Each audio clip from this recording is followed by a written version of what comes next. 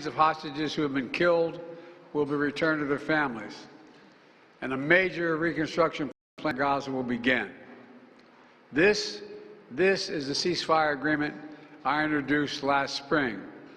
Today, Hamas and Israel have agreed to that ceasefire agreement and the whole ending the war. You know, those of you who have followed the negotiations can attest, the road to this deal has not been easy. I've worked in foreign policy for decades. This is one of the toughest negotiations I've ever experienced. And we reached this point because of the pressure that Israel built on Hamas, backed by the United States. Hamas's longtime leader, Sinwar, was killed. Hamas's strongest supporter, Iran, launched attacks on Israel. And those attacks failed after my administration organized a coalition of nations to stop them. And after I ordered the U.S. ships and planes to come to Israel's defense, we also shaped Israel's strong and calibrated response, destroying Iran's air defenses, but avoiding an escalatory cycle of an all-out war.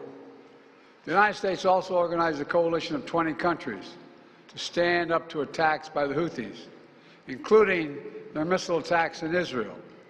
Then, Hezbollah, another of Hamas's strongest backers, was significantly weakened on the battlefield, and its leadership was destroyed. With our support, Israel negotiated a ceasefire with them, and after that, Lebanon finally elected a new president who's not beholden to Hezbollah, and he can begin a new chapter for the Lebanese people. All told, these developments in the region, which the United States helped to shape, changed the equation. And so now, the terror network that once protected and sustained Hamas is far weaker. Iran is weaker. Iran is weaker than it's been in decades. Hezbollah is badly degraded. And after more than 15 months of war, Hamas's senior leaders are dead. Thousands of Hamas fighters are dead. And the military formations have been destroyed. With nowhere to turn, Hamas finally agreed to releasing hostages. You know, there was no other way for this war to end than with a hostage deal. And I'm deeply satisfied this day has finally come, for the sake of the people of Israel and the families waiting in agony, and for the sake of the innocent people in Gaza who suffered unimaginable devastation because of the war. The Palestinian people have gone through hell. Too many innocent people have died. Too many communities have been destroyed. In this deal, the people of Gaza can finally recover and rebuild. They can look to a future without Hamas in power. You know, the Bible says, "Blessed are the peacemakers." Many peacemakers helped make this deal happen, including an extraordinary team of American diplomats who have worked nonstop for months to get this done. Secretary Blinken led the effort. Secretary Jake Sullivan, National Security Advisor Jake Sullivan, Bill Burns, John Feiner, Brett McGurk, Amos Hochstein, and the Vice President worked relentlessly as we work to deliver this deal. I'd also note this deal was developed and negotiated under my administration, but its terms will be implemented, for the most part, by the next administration. In these past few days, we've been speaking as one team. This has been a time of real turmoil in the Middle East. But as I prepare to leave office, our friends are strong, our enemies are weak, and there's a genuine opportunities for a new future. In Lebanon, there's an opportunity for a future, free from the grip of Hezbollah. In Syria, a future free from the tyranny of Assad.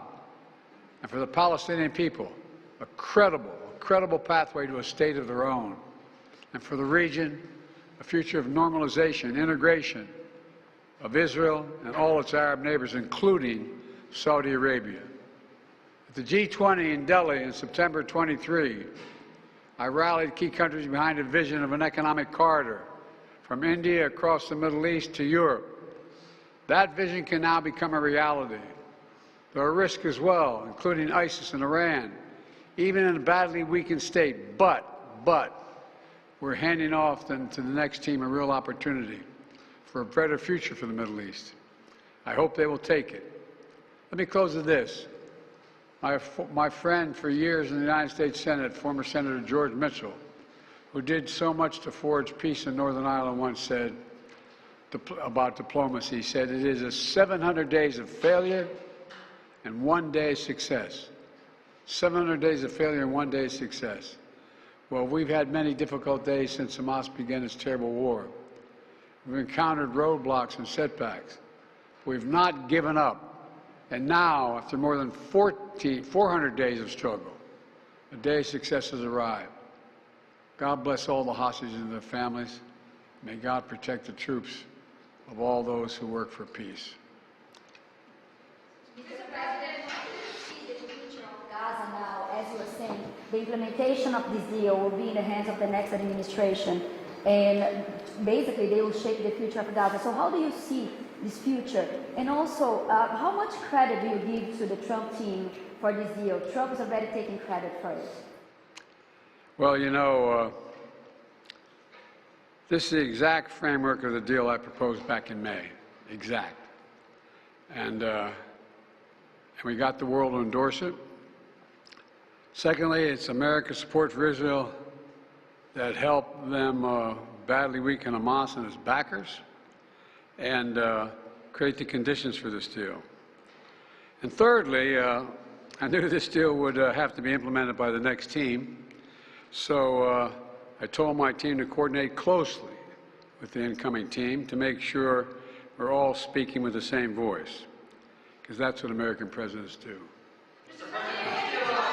Thank you. In the, how many Americans will be released when the hostages are being released? All the exact detail of how many people are being held, how many bodies will be returned and less, will all be forthcoming. All of it, all of it. Thank you. This deal will hold. I'm confident. Thank you. Folks, credit for this, Mr. President, you or Trump? Is that a joke? Oh, thank you.